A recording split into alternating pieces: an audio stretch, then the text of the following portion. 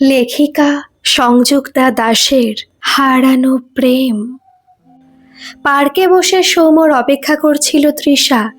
ছেলেটা কখনো টাইমে আসে না, আর তৃষা ঠিক ততটাই পাংচুয়াল। তাই কথা মতো 5টার সময় হেদুয়া পার্কের এসে মোটামুটি ফাঁকা দেখে একটা বেঞ্চে বসে আছে, কিন্তু তার পাত্তা নেই। তৃষার অবশ্য লোকজন দেখতে বেশ মজা লাগে। কাপলদের দিকে তাকিয়ে তাদের কেমিস্ট্রিটা বোঝার চেষ্টা করে ও বেশ মন দিয়ে। অনেকটা একতরফা খেলার মতো।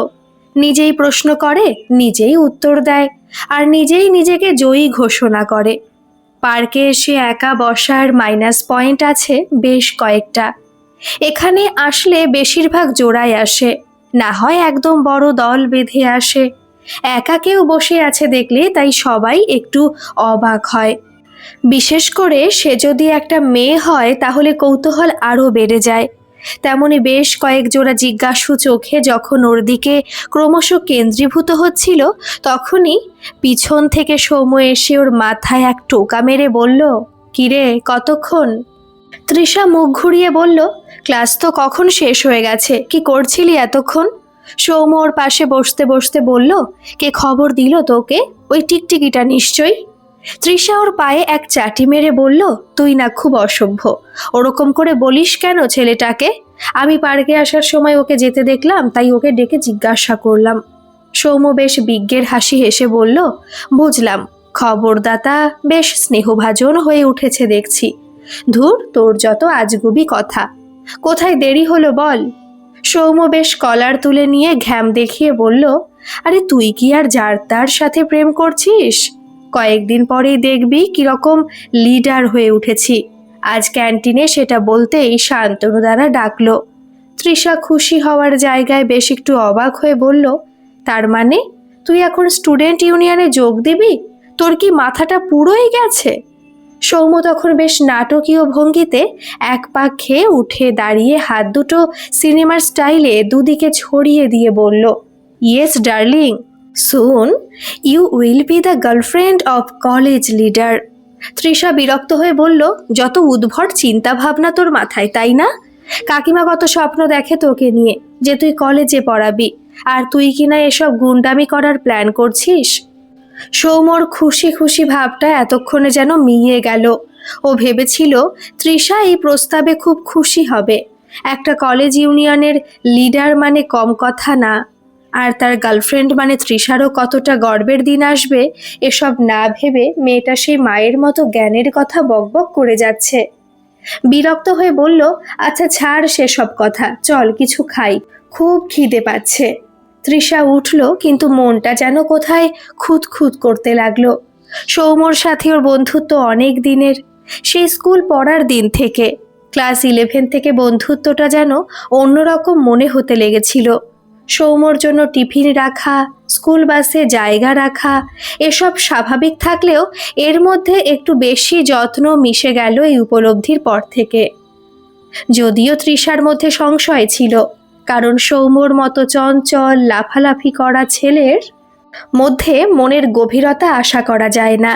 তাই ও কিছু বলবে না ভেবে রেখেছিল, কিন্তু এই একতরফা অনুভূতি এত ব্যাকুল করতে লাগলো ওকে যে পড়াশোনায় আর কিছুতেই মন বসাতে পারছিল না। তাই বাধ্য হয়ে একদিন স্কুল শেষের পর টিউশনে গিয়ে একটা চিঠিতে সব কথা হুড়মুড় করে বলে দিল। উত্তরটা এত সহজে সৌম্য ইতিবাচকভাবে দেবে এটা তৃষা একদম আশা করেনি। কিন্তু সেদিন টিউশন থেকে ফিরেই রাতে সৌম্য মেসেজ করলো, এই ছোট কথা বলতে গিয়ে এত বড় চিঠি লিখে ফেললি, আমার উত্তরটা বলি এবার, আই লাভ ইউ টু। সাথে অনেকগুলো স্মাইলি ইমোজি। মেসেজটা দেখে কান গাল পুরো লাল হয়ে গিয়েছিল তৃষার। সেই থেকে শুরু, তারপর টিউশন, মাঝে মাঝে বাঙ্ক করে একটু ঘুরতে যাওয়া, একবার দুবার সিনেমা দেখতে গিয়ে অন্ধকারের মধ্যে দুটো ঠোঁট ছুঁয়ে যাওয়া, এসব প্রেমের শিলমোহরকে আরও গভীর করে তুলেছে ক্রমশ। ভালো রেজাল্টের পর দুজনের এক কলেজেই অ্যাডমিশন নেওয়ার ইচ্ছা ছিল, কিন্তু বাদ সাধল তৃষার মা। ইংলিশের ফ্যাকাল্টি বেথুনে ভালো বলে মেয়েকে বেথুনেই ভর্তি করলেন, আর সৌম্য কেমিস্ট্রি অনার্স নিয়ে ভর্তি হলো স্কটিশে। দুই কলেজের কমন জায়গা হিসেবে এই পার্কটাই ওদের কমন মিটিং প্লেস। সব বেশ ভালোই চলছে। দুজনেরই ইচ্ছা প্রফেসর হওয়ার, সেই মতোই চলছে। কিন্তু আজ হঠাৎ সৌম্যর মুখে ক্ষমতার প্রতি লোভ দেখে তৃষার যেন সৌম্যকে একটু অচেনা লাগলো। অবশ্য ক্ষমতার প্রতি লোভটা ওদের পরিবারের জিনে আছে, তাই কাকিমা আরও বেশি করে চায় সৌম্য ওসব দিকে না যাক। কিন্তু এখন ওকে আটকাবে কি করে তৃষা? হাজার কথা ভাবতে ভাবতে সৌম্যর সাথে একটা রেস্টুরেন্টে গিয়ে বসলো তৃষা। দুজনেই চুপ। সৌম্য নিজে থেকে দুটো ফিশ কাটলেট আর কফি অর্ডার দিল। এসবের মাঝে তৃষার ফোনে পিং করে একটা মেসেজ ঢুকলো, সাথে একটা ছবি। তৃষা আননোন নাম্বারে রেসপন্স করে না তেমন, কিন্তু যে ছবিটা এসেছে তার একজন ওর সামনেই বসে আছে, কিন্তু অন্যজনকে। আর সে সৌম্যর এত ঘনিষ্ঠ হয়েই বা বসে আছে কেন? মেসেজটাই বা পাঠালো কে? অনেকগুলো প্রশ্ন মনের মধ্যে জট পাকিয়ে ফিশ কাটলেটে কামড় দিল তৃষা। এখনই বোধহয় সৌম্যকে কিছু বলা ঠিক হবে না মনে হলো। বাড়ি গিয়ে আগে এর সত্যতা যাচাই করতে হবে। তৃষা কাটলেটের থেকে ফোনে বেশি মন দিচ্ছে দেখে সৌম্য বলল, "কি রে, কাটলেট হাতে ফোন দেখলে তো ওর অভিমান হবে?" সৌম্যর কথায় যেন স্থান কাল পাত্রের হুঁশ ফিরল তৃষার। একটু আগে পর্যন্ত ওর ফোনে আসা ছবির বাইরে ও কিছুই দেখতে পাচ্ছিল না, কিন্তু সৌম্য যা ছেলে, ওকে এক্ষুনি ছবির কথা বললে আসল সত্যিটা আর কখনো জানা হবে না। তাই দেতো হাসি হেসে বলল, "না না, কাটলেটের আগে আর কিছুই না।" কিন্তু আজ যেন স্বাদটা ঠিক ভালো লাগছে না, কি যেন একটা গন্ধ। সৌম্যর ততক্ষণে কাটলেট শেষ, তাই ও কিছু টের পেল না। কিন্তু এসবের বাইরে হঠাৎ একটা অন্য কথা মনে পড়ল বলে বেশ উত্তেজিত হয়ে উঠল সৌম্য। তৃষার হাতে হাত রেখে বলল, "এই তৃষা, আজ একটা দারুণ জিনিস দেখলাম জানিস?" সৌম্যরে ছেলে মানুষটা ভীষণ ভালো লাগে তৃষার। এই হঠাৎ খুশি হওয়া, হঠাৎ অভিমান করে মুখ ফুলিয়ে বসে থাকা, তারপর অল্পক্ষণের মধ্যেই সব ভুলে আবার স্বাভাবিক হয়ে যাওয়া, এগুলোই আর পাঁচজন ছেলের থেকে সৌম্যকে আলাদা করে। ওর এই হাসি মুখ দেখে একটু আগে মাথার মধ্যে ঘুরতে থাকা প্রশ্নগুলো ভুলে গেল তৃষা। সৌম্যর খুশিতে খুশি হয়ে বলল, "আমাদের রিপোর্টারকে মনে আছে তোর?" তৃষাও ফিরে গেল সেই স্কুলে ফেলে আসা রঙিন দিনগুলোর কাছে। পুরনো সেই হাসি ওর ঠোঁটে খেলা করে গেল কয়েক মুহূর্ত। বলল, "হ্যাঁ, ওকে আবার মনে থাকবে না? কি নালিশ করতো বাবা, সারাক্ষণ শুধু ম্যাম ম্যাম করে কমপ্লেনের ঝুড়ি নিয়ে ঘুরতো। কিন্তু ওকে কোথায় দেখলি তুই?" সৌম্য বলতে লাগলো, "আরে আজ দেরি হয়ে গেছিল বলে আসার সময় ট্যাক্সি নিয়েছিলাম। সিগন্যালে দাঁড়িয়ে দেখি পাশের গাড়িতে দুজন হেব্বি এনজয় করছে, একেবারে যেন খেয়ে নেবে দুজন দুজনকে। এমন অবস্থা।" তৃষা ওকে থামিয়ে বলল, "আর তুই সেটা হাঁ করে দেখছিলি? কি রে, ওদের প্রাইভেট টাইম। বারে, ওরা রাস্তায় গুলুগুলু করবে আর আমি দেখলে দোষ? ওসব ছাড়, ছেলেদের তো জানিস অল্পতে স্বাদ মেটা মুশকিল। আমি তো দেখছি আর ভাবছি বেটা এবার কি করে, কিন্তু মেয়েটা আর কিছু করতে দিল না বুঝলি। শঙ্খ লাগা স্ট্রেচটা ছেড়ে দিল, আর তখনই দেখলাম বুঝলি মালটা আমাদের রিপোর্টার। ভাব, ওই লকপকে ছেলেটাও একটা মাল তুলে নিল।" সৌম্যর এই ধরনের মুখের ভাষাটা তৃষার একদম ভালো লাগে না, কিন্তু সবার কি আর সব ভালো লাগে? তাই আর কিছু বলে না ও। আগে সৌম্য কথায় কথায় খুব স্ল্যাং ইউজ করত, এখন সেটা একটু কমেছে। তৃষা একটু ভেবে বলল, "কিন্তু শুভেন্দু তো এখানে থাকার কথা না? ও তো বেঙ্গালুরু চলে গেছে শুনেছিলাম।" "কোনো লুরু যায়নি ভাই, পুরো এখানে খেলে বেড়াচ্ছে।" সৌম্য একটু থেমে বলল, "কিন্তু তুই জানলি কি করে ও এখানে থাকে না? ও তো আমাদের ফ্রেন্ডস গ্রুপে ছিল না। কিরে, এত খোঁজ কে দিচ্ছে তোকে? টিকটিকি এসব খবরও রাখে নাকি?" তৃষা বিরক্ত হয়ে বলল, "ধুর, তোর যত আজে বাজে কথা। বন্ধুদের গ্রুপে নাইবা থাকলো, সেম স্কুলে তো ছিলাম, এটুকু খবর আসা এমন কি ব্যাপার? আর তোর কি কথায় কথায় ছেলেটাকে না টানলেই নয়? সারাক্ষণ খালি টিকটিকি টিকটিকি, ছেলেটার আসল নামটাই আর মনে নেই তোর জন্য।" ফিশ কাটলেট আর কফি দুই শেষ। ব্যস্ত ক্যাফেতে ঠান্ডা ঘরে দুটো চেয়ার জুড়ে আর বসতে দিতে চাইবে না তাই কেউ। সব জায়গাতেই একটা অলিখিত হিসেব থাকে, যতক্ষণ কাজ আছে থাকো, কাজ শেষ হলে জায়গাও ছাড়তে হবে। সেই নিয়ম মেনে ওয়েটার ওদের দিকে এগিয়ে এসে বলল, "স্যার, আর কিছু লাগবে?" ওদের কথার ফ্লোটা কেটে গেল। সৌম্য কিছু বলতে যাচ্ছিল, তৃষা ওকে থামিয়ে বলল, "না, আমরা আর কিছু নেব না, আপনি বিলটা আনুন।" ওয়েটার চলে যেতেই সৌম্য বলল, "তুই না বড্ড ভদ্র। আমি দিতাম বেশ করে ওকে, কেন রে, একটু বসে থাকলে ওর বাপের কি?" ঠিক এই কারণেই সৌম্যকে চুপ করিয়ে বিল আনতে পাঠিয়ে দিয়েছিল তৃষা। বিলটা অবশ্য আজ তৃষা দিল। ওর নিয়ম আছে, ওরা দুজনেই আপাতত পকেট মানি নেয় বাড়ি থেকে, তাই দুজনে অল্টারনেট ভাবে বিল পে করবে। সেই অনুযায়ী এবারে তৃষার টার্ন ছিল। বিল মিটিয়ে ওরা নিচে নেমে এলো। ব্যস্ত শহর, গাড়ির হর্ন, পথ শিশুর কান্না, গরম হাওয়া এক নিমেষে শীততাপ নিয়ন্ত্রিত ঘরের আমেজ কাটিয়ে দিল। স্বপ্নের রোমান্টিক দুনিয়াটাও যেন ওই ঠান্ডা ঘরের মতোই কিছুক্ষণ থাকবে, কিন্তু সময়ের সাথে সেই বাস্তবের গতম ধুলো মাখা প্যাচপ্যাচে দিনটাই ফিরে আসবে। সৌম্যর কথার ফ্লোটা কেটে গিয়েছিল। তৃষারও আবার সেই ছবিতে সৌম্য আলোর ঘনিষ্ঠ হয়ে বসে থাকা মেয়েটার কথা মনে পড়ে গেল। তার সাথে রিপোর্টার মানে শুভেন্দুর কথাটাও মাথার মধ্যে ঘুরতে লাগলো। সৌম্য জানে না, কিন্তু তৃষা জানতো যে শুভেন্দু আর মৌ একটা রিলেশনশিপে আছে। মৌ নিজেই তৃষাকে বলেছিল, কিন্তু যেহেতু বেশিরভাগ সবাই শুভেন্দুকে নিয়ে হাসাহাসি করে, তাই মৌ চায়নি বন্ধু মহলে কেউ কথাটা জানুক। সেই জন্য তৃষাও বলেনি কাউকে, এমনকি সৌম্যকেও না। সৌম্য তৃষার ভালোবাসার মানুষ, তবু হয়তো ওকে সব কথা বলা যায় না। হয়তো দুজনের সার্কেলটা এক, তাই। কিন্তু শুভেন্দু গাড়িতে যদি অন্য মেয়ের সাথে ঘনিষ্ঠ ছিল, তাহলে কি মৌয়ের সাথে ব্রেকআপ হয়ে গেছে, নাকি মৌয়ের সাথে রিলেশনে থেকেও শুভেন্দু এসব করছে? সম্পর্কগুলো কি এতই ঠুনকো হয়? সব যেন আজ কেমন গুলিয়ে যাচ্ছে। এসব নিজের মনে ভাবতে ভাবতেই এগোচ্ছিল তৃষা। সৌম্যর একটা ফোন এসেছিল বলে কথা বলছিল। কিছুক্ষণ পর ও এসে তৃষাকে বলল, কি রে, আজ বাড়ি যাওয়ার বিচার নেই নাকি?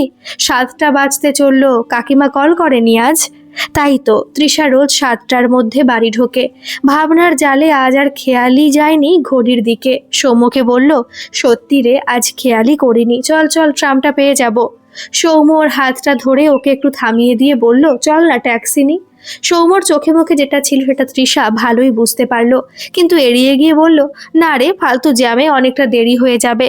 সৌম্য তবু না ছাড়ার পাত্র, চোখ মেরে বলল, ওই ভেদা মার্কা ছেলেটা সব পেয়ে গেল, চল না ত্রিশু। একটু আদরে সৌম্য ওকে এই নামেই ডাকে।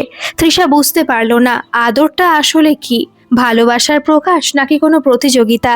ওর গালে হালকা একটু আদর করে তৃষা ট্রামের পথে এগোলো। সব সম্পর্কগুলো কিরকম জটিল হয়ে উঠছে যেন, ভালোবাসার পরিভাষা বদলে যাচ্ছে যেন। হাতের ফোনটা বেজে উঠল। তৃষা ভাবল মা ফোন করছে, কিন্তু দেখলো সেই নাম্বারটা। সৌম্যকে আড়াল করে ফোনটা অফ করলো। সৌম্য বেজার মুখে ট্রাম ধরলো। মনের ইচ্ছা না পূরণ হলে যেমন হয় আর কি। বেশ ভিড় ছিল। কিছুক্ষণ পর দুজনের রাস্তাটা আলাদা হয়ে গেল। অনেকগুলো অজানা উত্তরের প্রশ্ন নিয়ে আজ বাড়ি ফিরল তৃষা। সৌম্য বাড়ি ফিরে জুতোগুলো যেমন তেমন খুলে ব্যাগটা ঘরের এক কোণে ছুঁড়ে দিয়ে বিছানায় উপুর হয়ে শরীরটা ছেড়ে দিল। বড্ড অস্বস্তি হচ্ছে আজ।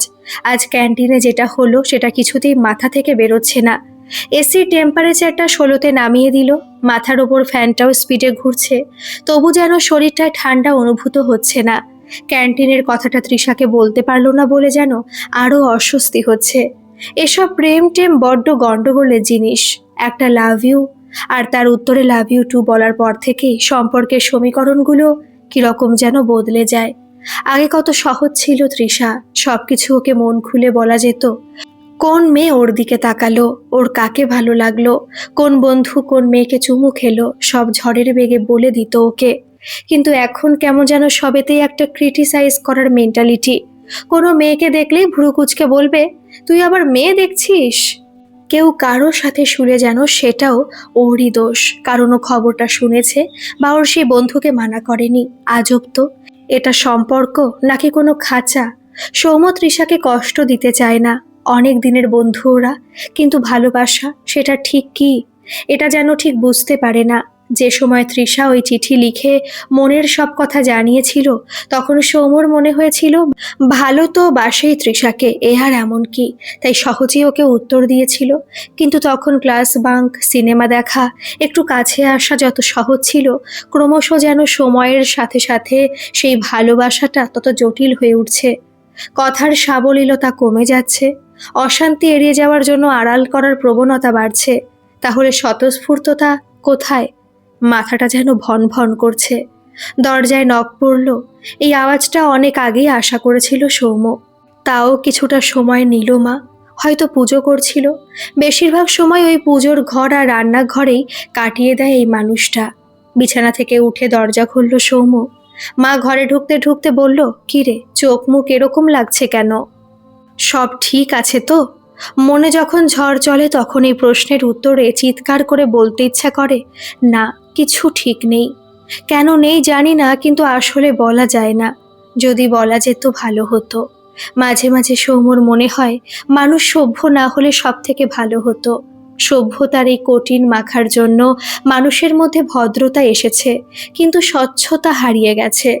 সবাই শুধু ভদ্রতার নামে আড়াল করার খেলা খেলে যাচ্ছে। ওকে ঝিমিয়ে বসে থাকতে দেখে মা আবার বলল, কি হলো রে, হাত মুখ ধুয়েছিস? প্রশ্নটা শুনে যেন সম্বিত ফিরল সৌম্যর। ঝট করে উঠে বলল, না, হয়নি, আমি বরং চান করে আসি। এই বলে টাওয়াল নিয়ে সোজা বাথরুমে চলে গেল। এই 3 তলার বড় প্রাসাদে 2 তলার রাজত্ব মা আর ছেলের জন্য ছাড়া আছে। 1 তলায় বাবার সাম্রাজ্য, সেখান থেকে মা ছেলে বঞ্চিত। এটা অবশ্য স্বেচ্ছা বঞ্চনা। সৌম্যর তখন সবে 4 বছর বয়স। তখন থেকেই কি এক অদ্ভুত নেশায় সৌম্যর বাবা সব ছেড়ে পার্টি করা শুরু করলো। আর সেই থেকে শুরু হলো দুজনের অশান্তি। ছোট সৌম্য তখন বোঝেনি দোষটা কার ছিল, শুধু বুঝেছিল কোনো এক অজ্ঞাত কারণে বাবা আর ওদের সাথে ঘুমায় না। পরে বড় হওয়ার সাথে সাথে অনেকটা বুঝলেও বাবাকে ঠিক দোষ দিতে পারেনি। ক্ষমতা কার না ভালো লাগে? প্রতি মানুষের ক্ষমতার প্রতি লোভ আছে। মাকে এসব অনেক যুক্তিও দিয়েছে, তবু মা নিজের জায়গা ছাড়েনি। শুধু কথায় কথায় ওকে বোঝায়, বাবা যা করেছে সোম, তুই যেন কখনো ও পথে যাবি না। খুব নোংরা পথ ওটা, ঠিক চোরা বালির মতো। কখন যে পাগুলো নোংরার মধ্যে গেথে যেতে যেতে গলা অবধি আটকে যায় মানুষ টেরই পায় না। বাথরুমে শাওয়ারটা চালিয়ে দিয়ে সৌম্য হঠাৎ সেই স্পর্শটা যেন অনুভব করলো। ওই চূড়ান্ত সেক্সি মেয়েটা যে ওইভাবে পাশে এসে বসিয়ে ওর পায়ে ওইভাবে হাত দেবে একদম বুঝতে পারেনি সৌম্য। প্রদীপদা ওকে ক্লাসের পর দেখা করতে বলেছিল ক্যান্টিন রুমে। সেখানেই বসিয়ে ওরা কথা বলছিল। হঠাৎ যখন পিছন থেকে ওই মেয়ে এসে ওরকম করে বসলো, চমকে উঠেছিল সৌম্য। যেন কারেন্ট লেগে গেছিল 1 সেকেন্ডের মধ্যে সারা শরীরে। ওকে ওরকম চমকে যেতে দেখে সিনিয়ররা সবাই খুব হেসে ফেলল। ওই মেয়েটা প্রদীপদাকে চোখ মেরে বলল, এ তো একেবারে খোকা রে, এখনো হাতে খড়ি হয়নি মনে হচ্ছে। সেই বলে ওরা এক প্রস্থ খুব হাসলো। তারপর মেয়েটা ওর কাছে আরও একটু ঘেঁষে ওর হাতগুলো নিজের হাতে নিয়ে কি যেন এক খেলা খেলতে লাগলো। একবার ঠোঁটের মধ্যে নিল। অবশ হয়ে গিয়েছিল সেই মুহূর্তে সোমের প্রতি অঙ্গ প্রত্যঙ্গ। কি ঠিক কি ভুল কিছুই বুঝতে পারছিল না। হাত পাগুলো যেন ঠিক কাজ করছে না। এমন সময় প্রদীপদা আবার বলল, কিরে, পারবি তো দায়িত্ব নিতে? ইশারায় ওই মেয়ের দিকে তাকিয়ে চোখ মারল। সোমু আমতা আমতা করে বলল, না মানে।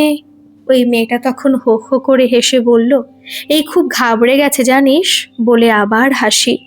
সোমু লক্ষ্য করলো মেয়েটার গজ দাঁত আছে, চোখে ঘন কাজল, যেন চোখ নয় গভীর খাত। একবার পড়লে আর ওঠার উপায় নেই।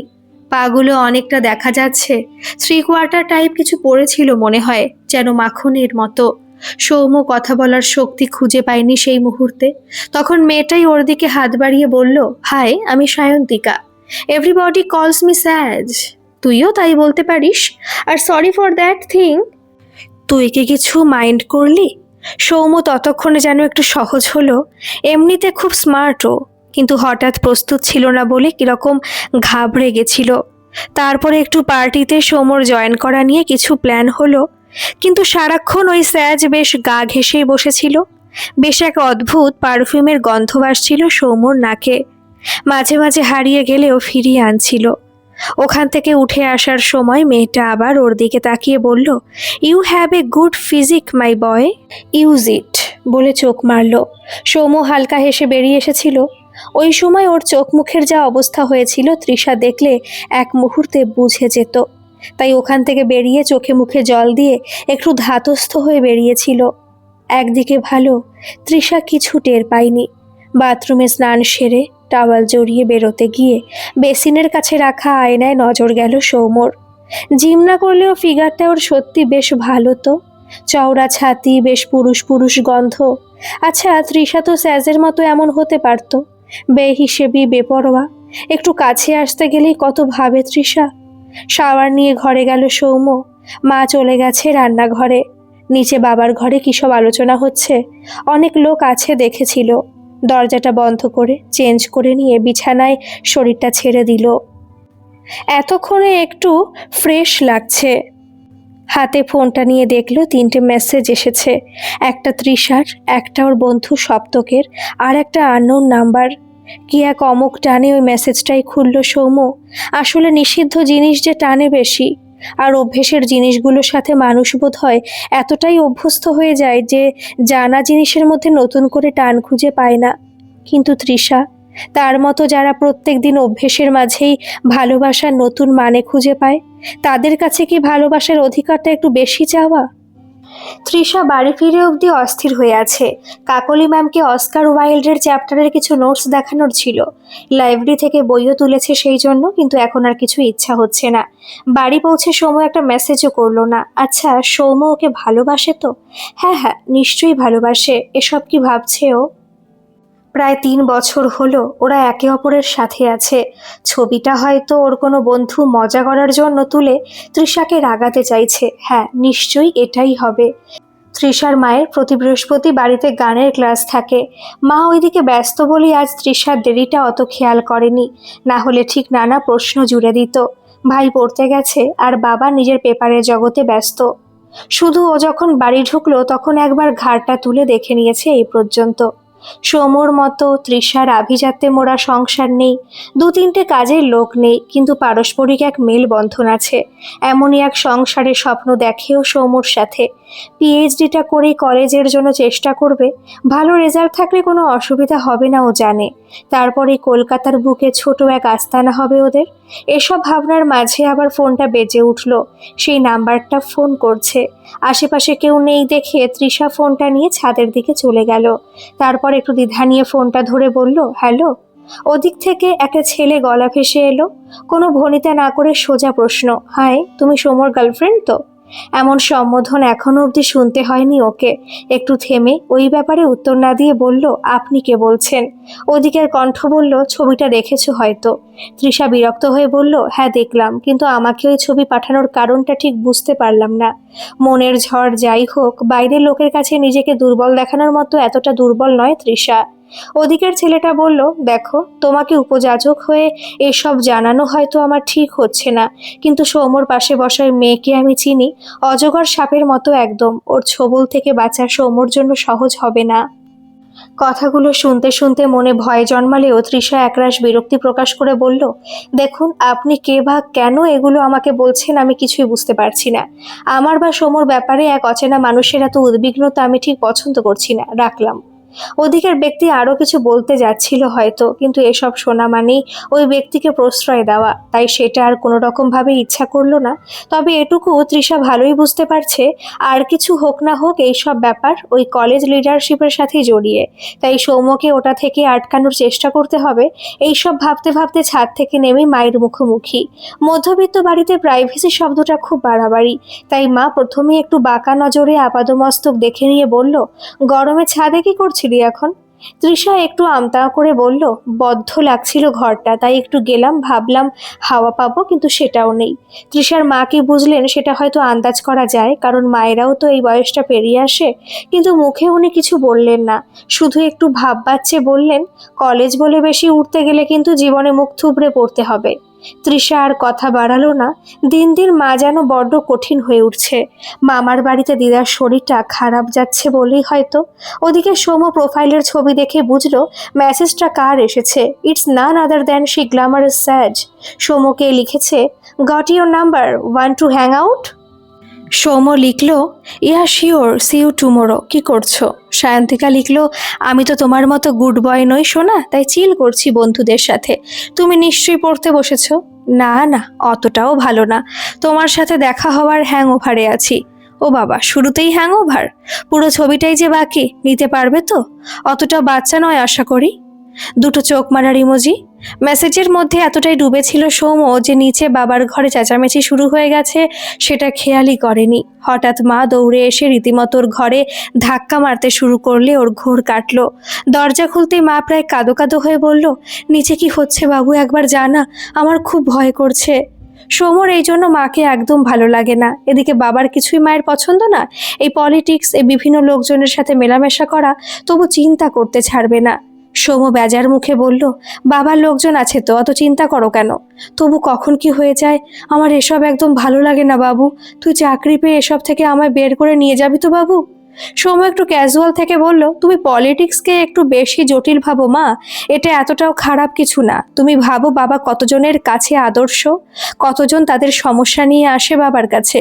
আর তাছাড়া এই সুখ স্বাচ্ছন্দ্য পরিচিতি এগুলো তো আমাদের এই পলিটিক্সই দিচ্ছে।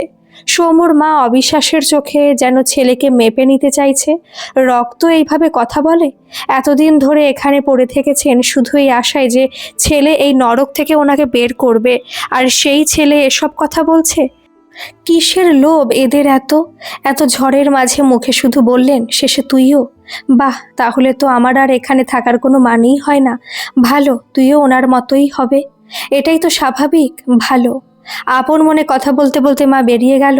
সৌম্য স্থির হয়ে দাঁড়িয়ে রইল কিছুক্ষণ। ও কি সত্যি ভুল কিছু করছে? আজও তৃষাকে এই কারণে মিথ্যা বলল? ওর মা ওর জন্য কষ্ট পেল, হয়তো আরও পাবে। সৌম্য ভালোই তৃষাকেও বুঝিয়ে নিলেও মা কিছুতেই এসব মেনে নেবে না। তাহলে কি করবে ও? বেশ এক ধন্দের গোলক ধাঁধায় যেন ফেসে গেল সৌম্য। এত গভীরভাবে কখনো তেমন ভাবেনিও, কিন্তু এখন যেন দুই রাস্তার মোড়ে দাঁড়িয়ে আছে। একদিকে আছে রঙিন ভবিষ্যতের হাতছানি, আর একদিকে ওকে সামলে রাখা ওর সাথে থাকা দুই মানুষের স্বপ্ন। কোন রাস্তা বেছে নেবে ও? কি রে, তোদের ক্লাস নেই আজ? তৃষার আজ দেরিতে ক্লাস ছিল, প্রথম দুটো ক্লাস অফ ছিল, সেই মতো একটু দেরিতে বেরিয়েছিল। কিন্তু রাস্তায় সৌম্যর সেই টিকটিকির সাথে দেখা হয়ে যাওয়ায় থমকে দাঁড়িয়ে কথাটা জিজ্ঞাসা করলো। ছেলেটার আসল নাম রুদ্র। কলেজের শুরুর দিকে সৌম্যর সাথে ওর কলেজে একবার গিয়েছিল তৃষা, তখনই আরও কিছু বন্ধুর সাথে পরিচয় হয় রুদ্রর সাথেও। ছেলেটার বাড়ি বর্ধমানে, এখানে চান্স পেয়েছে বলে হস্টেলে থেকে পড়াশোনা করছে। বাকি আর ওর সম্বন্ধে তেমন কিছু জানে না তৃষা, কিন্তু তারপর থেকে ওকে দেখলে সৌম্যর সম্বন্ধে টুকটাক খবরও তৃষাকে দিয়ে দেয়।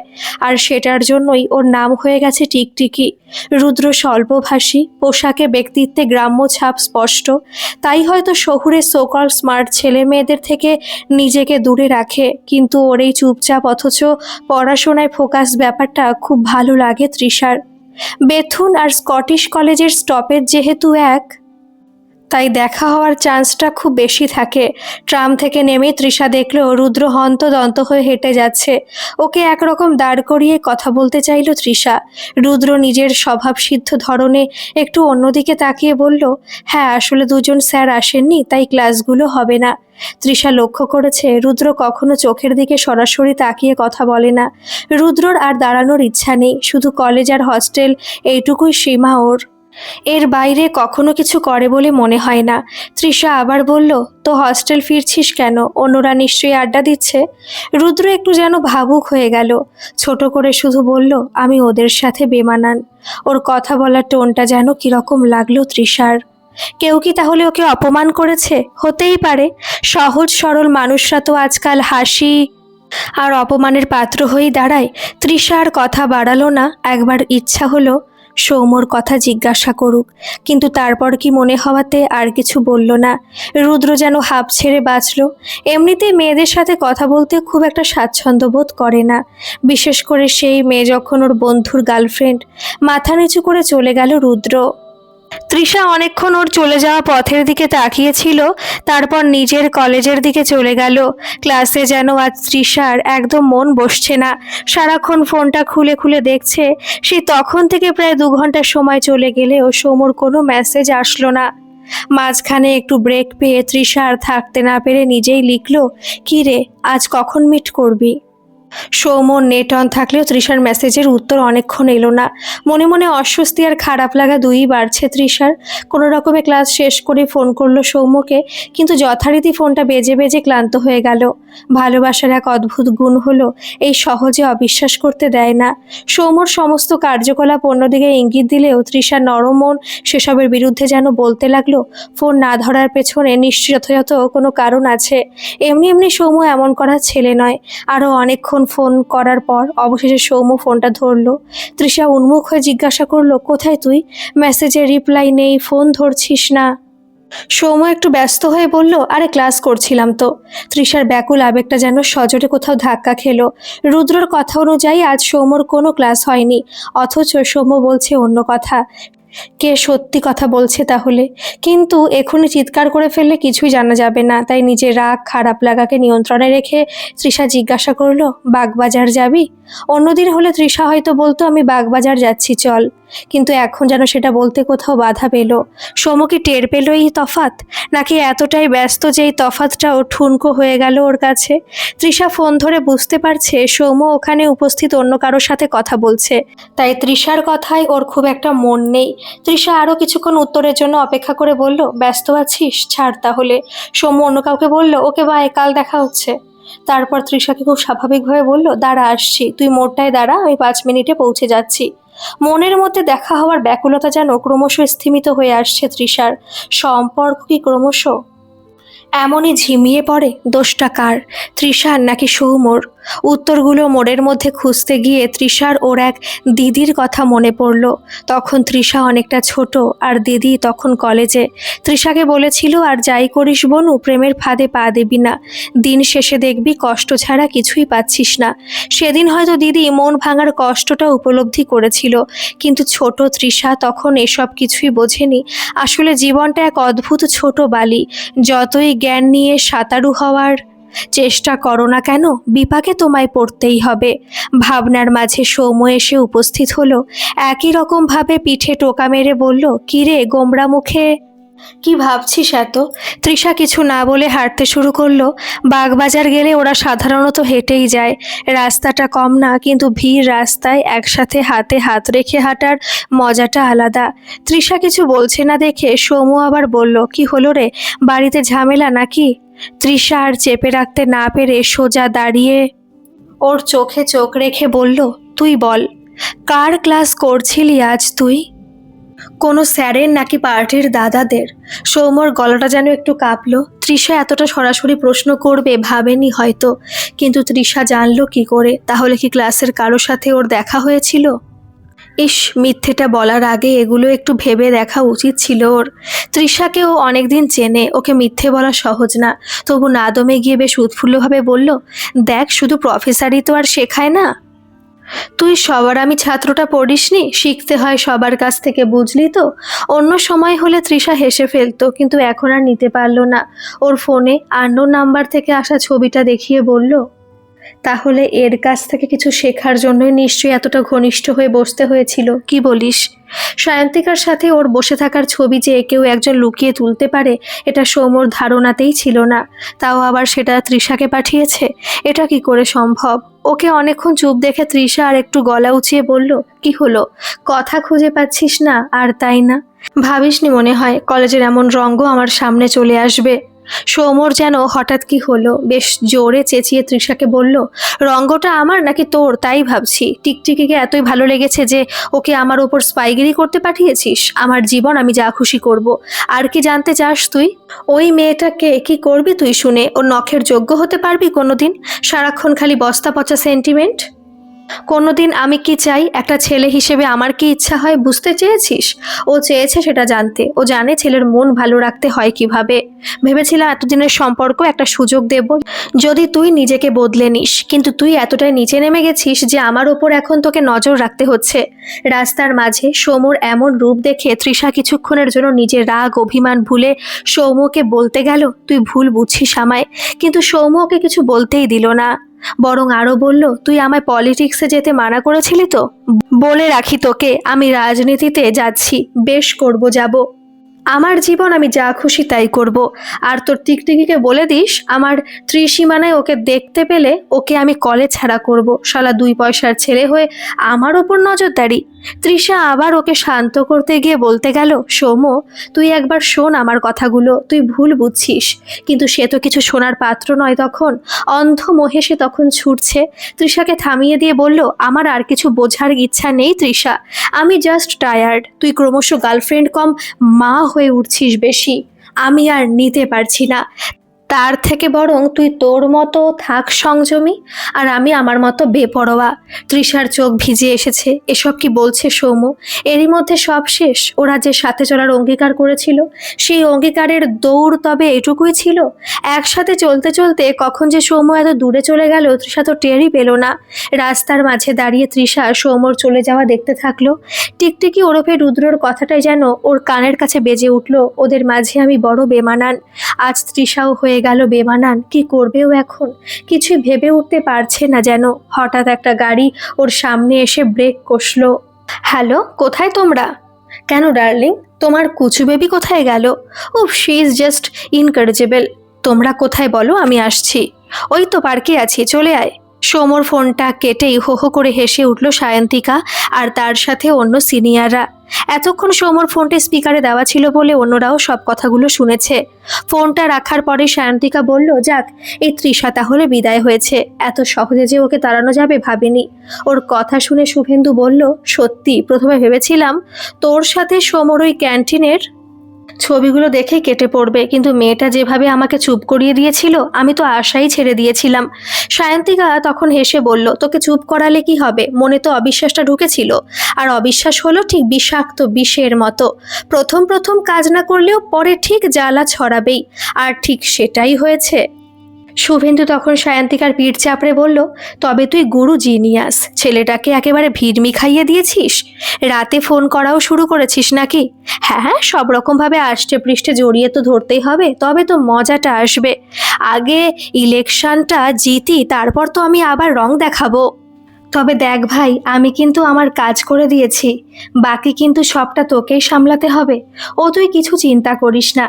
ছেলে যখন বাবার পার্টির অপোজিশনে কলেজ পার্টিতে দাঁড়াবে তখন এমনি একটা আলাদা কিক পাওয়া যাবে, আর বাকি তো তুই আমি প্রচারে থাকলে সব সামলেই নেব। শুভেন্দু আর সায়ন্তিকার কথার মাঝে রিভু হঠাৎ বলে উঠল, কিন্তু ছেলেটা যদি মাঝ রাস্তায় ব্যাকে হাঁটতে শুরু করে তখন কি করবি ভেবে দেখেছিস? শুভেন্দু তখন বলল, যতক্ষণ আমাদের সায়ন্তিকা ওকে অজগরের মতো পেঁচিয়ে রাখবে ততক্ষণ ওর ব্যাকে হাঁটার কোনো প্রশ্নই নেই। আর ও যদি সব জানতে পেরে যায়? রিভু ভয় নিয়ে বলল। সায়ন্তিকা তখন হেসে বলল, ধুর, জানলেই বাকি। এ হলো সে ঢ্যামনার সাপ, বুঝলি তো? ফোঁস যতই করুক ফনা তুলতে পারবে না।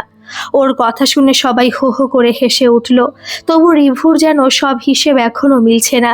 সবাই থামলে আবারও বলল, কিন্তু তোরা ওকে কেন বেছে নিলি? আমরাই তো কেউ একটা দাঁড়াতে পারতাম। সায়ন্তিকা বিরক্ত হয়ে কিছু গালাগালি দিতে যাচ্ছিল। শুভেন্দু ওকে থামিয়ে বলল, দেখ, তুই ছিলিস না দুদিন, তাই সবটা জানিস না। আমরা এখন লাস্ট ব্যাচ। তাছাড়া আগেরবার আমরা রুল দিতে পারিনি, তাই মিস্টার অনিকেতের ছেলে যখন আছে তখন ওকেই তুরুপের তাসটা সাজালে লিডটা পাওয়া যাবে। আর সেটা হলে যে কলেজ হাতে আসবে শুধু তাই নয়, তারপর আমাদের ওভারঅল কদরটা অনেক বেড়ে যাবে, বুঝলি? রিভু হয়তো আরও কিছু বলতো, কিন্তু সৌম্যকে দূর থেকে আসতে দেখে সায়ন্তিকা ইশারা করলো দেখে চুপ করে গেল সবাই। ও এসে বেশ খুশি খুশি মুডে বলল, যাক, এবার শান্তি। আর কেউ পিছনে খিটখিট করবে না সারাক্ষণ। সায়ন্তিকা ওকে নিজের পাশে বসার জায়গা করে দিতে দিতে বলল, কেন রে, পার্মানেন্ট ব্রেকআপ করে দিলি নাকি? ইস, তাহলে তো খুব কান্নাকাটি করবে বেচারি। দূর, কান্নাকাটি করলে করুক, ওরও বোঝা উচিত আমি সেই স্কুলের বাচ্চা ছেলেটা আর নেই। সময়ের সাথে ম্যাচিওর হওয়াটা খুব দরকার। সায়ন্তিকা তখন ওর গালটা টিপে দিয়ে বলল, ওলে আমার হরলিক্স বয় খুব ম্যাচিওর হয়ে গেছে দেখছি দুদিনে। বলি হো হো করে হেসে উঠল। সৌম্য দেখলো সায়ন্তিকা একটা স্লিভলেস ডিপ নেক টপ পরে আছে। পার্কের জায়গায় ওরা বসে আছে, আলোটা খুব জোর নয়, তাই বেশ আলো আধারি ব্যাপার আছে। এমন এক মায়াবী পরিবেশে সায়ন্তিকার প্রাণোচ্ছল হাসিটা ভীষণ ভালো লাগলো সৌম্যর। কিন্তু হঠাৎ তৃষার মুখটা এক ঝলক মনে পড়ে গেল। যেদিন প্রথম ও তৃষাকে মায়ের ঘাটে আদর করেছিল সেদিন ওখানেও আলোটা এমনই এক মায়াবী পরিবেশে তৈরি করেছিল।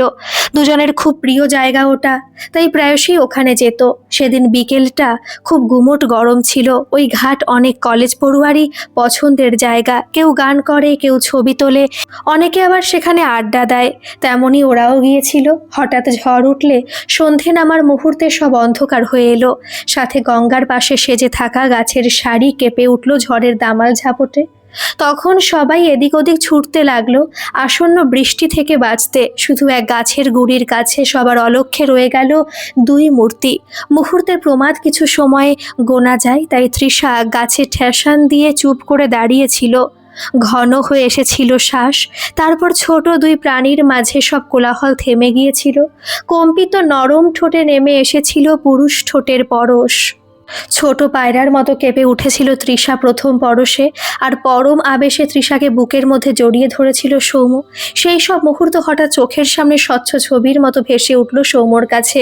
একটু যেন অস্বস্তিতেই পড়ল। তৃষার সাথে আজ বড্ড বাজে ব্যবহার করে ফেললো, হয়তো এতটা ডিজার্ভ করতো নাও। সৌম্যকে সবার মাঝে থেকেও একটু অন্যমনস্ক দেখে সায়ন্তিকা বলল, কি গো রোমিও, মিসিং গার্লফ্রেন্ড? ওর কথায় সৌম্যর চমক ভাঙলো। আসলে মনে মনে অনেকটা পিছনে হারিয়ে গিয়েছিল, তাই বর্তমানে আসতে একটু সময় লেগে গেল। সায়ন্তিকার কথায় হালকা হেসে বলল, না তেমন না, একটা কথা মনে পড়ে গিয়েছিল। এরই মধ্যে সায়ন্তিকা আর শুভেন্দু চোখের ইশারায় কিছু কথা বললেও সেটা সৌম্যর নজরে পড়ল না। কিন্তু রিভু সবটাই লক্ষ্য করলো। পলিটিক্স ব্যাপারটাও ভালোবাসে। নিজের বা নিজেদের আদর্শ ভাবনা লোকের মধ্যে ছড়িয়ে দিতে ওর ভালো লাগে। লোক সেদিকে ভালোবেসে এগিয়ে আসুক সেটাও চায়, কিন্তু রাজনীতির নামে নোংরা পলিটিক্সটা ও একদম পছন্দ করে না। সবই ঠিক ছিল, কিন্তু শুধুমাত্র পলিটিক্সে নিজেদের আখের গুছোবে বলে একজন সোজা সরল ছেলে আর তার মিষ্টি প্রেমকে ভেঙে দেওয়া ব্যাপারটা ওর একদমই পছন্দ হচ্ছে না। কিন্তু সব সময় মানুষ পছন্দ মতো করতে পারে কই? এখানে অন্য সবার এটা ঠিক মনে হচ্ছে, তাহলে ওর ভুল মনে হলেও কেউ ওর কথা শুনবে না। রিভু দেখলো সেই ইশারার পর সায়ন্তিকা সৌম্যর কোল ঘেঁষে বসলো, আর তারপর কানের কাছে কিছু বলতে দুজনে হেসে উঠে গেল। রিভু ওদের উদ্দেশ্যে বলল, কিরে তোরা আবার কোথায় চললি? 7টা বাজতে চললো তো, বাড়ি যাবি না? সায়ন্তিকা ওর দিকে ঘুরে চোখ মেরে বলল, আমাদের রোমিও বাবুর মন খারাপ, একটু চিয়ার আপ করতে হবে না? শুভেন্দু পাশ থেকে বলল, হ্যাঁ আমাদের ভাবি লিডার বলে কথা, ওর মনের যত্ন নেওয়াটা আমাদের দায়িত্ব বই কি। যা যা তোরা একটু ঘুরে আয়, আমরা বরং বাড়ির দিকে এগোই। কাল কলেজে বাকি এজেন্ডা নিয়ে আলোচনা করব, বুঝলি? সায়ন্তিকা হেসে সৌম্যর হাতটা ধরে ওকে নিয়ে সামনের দিকে এগিয়ে গেল। রিভুর কিছু ঠিক লাগছে না। ও ভালোই বুঝতে পারছে সায়ন্তিকা সৌম্যকে নিয়ে কোথায় যেতে পারে। ও তাড়াতাড়ি উঠে হনহন করে হস্টেলের দিকে হাঁটা দিল। কোনো অনর্থকে আদৌ কি আটকানো সম্ভব? এখনকার মতো এই পর্যন্ত থাক। এই গল্পের অন্তিম পর্ব আজকে আমি আপলোড করব। গল্পটা আপনাদের কেমন লাগছে অবশ্যই কমেন্ট করে জানাবেন, আর ভালো লাগলে একটা সাবস্ক্রাইব করে আমার পাশে থাকবেন। ধন্যবাদ।